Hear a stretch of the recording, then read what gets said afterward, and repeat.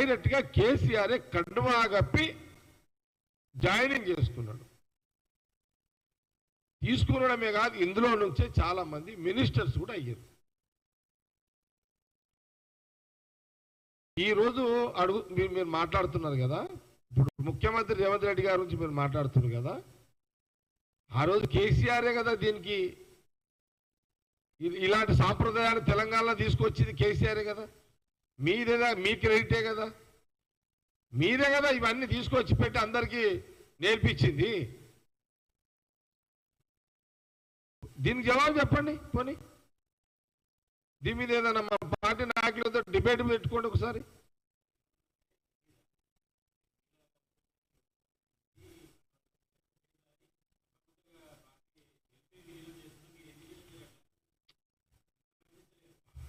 ఇక నేనేమంటున్నంటే ఇప్పుడు కొత్త సిస్టాన్ని తీసుకొచ్చి పెట్టిర్రు. ఇంకొకటి కొత్త ఇది కూడా కేసీఆర్ తీసుకొచ్చిండు ఈ సాంప్రదాయాన్ని కూడా. ఏది విలీనం ఎమ్మెల్యేలు 12 మంది శాసనసభ అంటే మేము 19 మంది, నేను బట్టి విక్రమార్క అండ్ సీతక్క, శ్రీధర్ బాబు అండ్ వీరన్న 5 మంది. మేము 5 మంది కాక మీతో అందరూ కాంగ్రెస్లో పోయారు, అది బీఆర్ఎస్లో పోయారు. పోయినప్పుడు కేసీఆర్ డైరెక్ట్గా వాళ్ళకి కండువా కప్పిండు.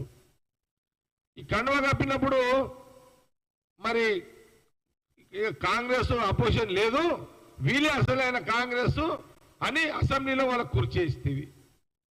వేసి మళ్ళీ కొన్ని రోజులకే ఇక కాంగ్రెస్ అపోజిషన్ సిఎల్పి కాంగ్రెస్ వీళ్ళు టీఆర్ఎస్లో విలీనమని మన కేసీఆర్ విలీనం చేసుకున్నాడు. ఇది నువ్వు తెచ్చిందే కదా.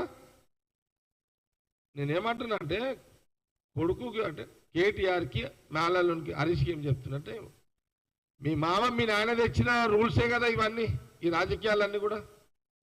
మరి మీ అయ్యని అడగని ఉంటుంది, నువ్వు తెచ్చిందే ఈ కుంభం మునుగుతున్నది ఎందుకు అడుగుతలేరు మీ ఇద్దరు? అంటే మీ నాయన ఆ రోజు కాంగ్రెస్ వాళ్ళని ఎవరిని తీసుకొని కండువాలు కప్పితే తప్పు లేదు, ఇప్పుడు ముఖ్యమంత్రి కాంగ్రెస్ పార్టీ ముఖ్యమంత్రి రేవంత్ రెడ్డి గారు కండువా కప్పితే తప్పు వచ్చిందా? ఇది తెలంగాణ ప్రజలు కూడా ఆలోచన చేయండి.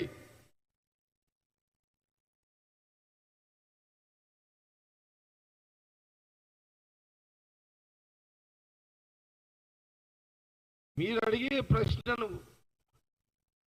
వాళ్ళు ఎవరన్నా అంటే మీరు అడిగే ప్రశ్న ఉన్నది కదా, వాళ్ళు తప్పు చేసిరని మీరు ఒప్పుకుంటున్నారు. అయితే మీరు ఒప్పుకున్నాయని అడుగుతున్నారా ప్రశ్న?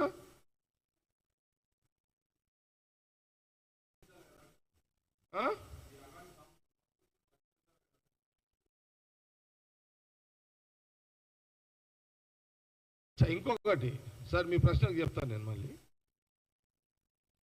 ఇప్పుడు మా పొన్న ప్రభాకర్ గారు ఏమన్నారు, మీకు ఆల్రెడీ 80 మంది ఉన్నాక 7 మీరు ఎందుకు తీసుకున్నారు? ఇవన్నీ మీకు ఒకటే మాట చెప్తున్నా, ఇది ఒక పొలిటికల్ గేమ్, రాష్ట్ర విభజన తర్వాత ఈ రాష్ట్ర ముఖ్యమంత్రి కేసీఆర్ అయినా ఎథిక్స్ చచ్చిపోయినాయి. నో ఎథిక్స్ పాలిటిక్స్లో నో ఎథిక్స్గా ఎథిక్స్ లేవు. తెలంగాణ రాష్ట్ర రాజకీయాల్లో ఎథిక్స్ రాజకీయాలు లేవు. దానికి పునాది కేసీఆర్ గారు అని స్పష్టంగా చెప్తున్నాం. నీ రాజకీయం నువ్వు ఆడినావు, మరి మా రాజకీయం మేము ఆడాలి కదా. మరి నువ్వు ఓడిసినావు, మేము ఓడవాలి. నువ్వు వెన్నుపోటు ఓడిసినావు,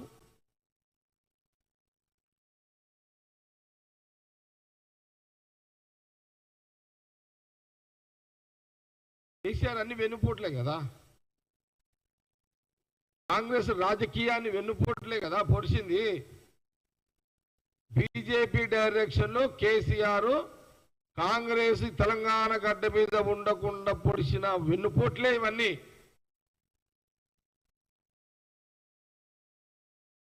తెలంగాణ రాజకీయాలకు అసలు రూల్ లేదు, రాజకీయాలలో ఎథిక్స్ లేవు. అదంతా కేసీఆర్ అట్లా తయారు చేసి పడేసాడు.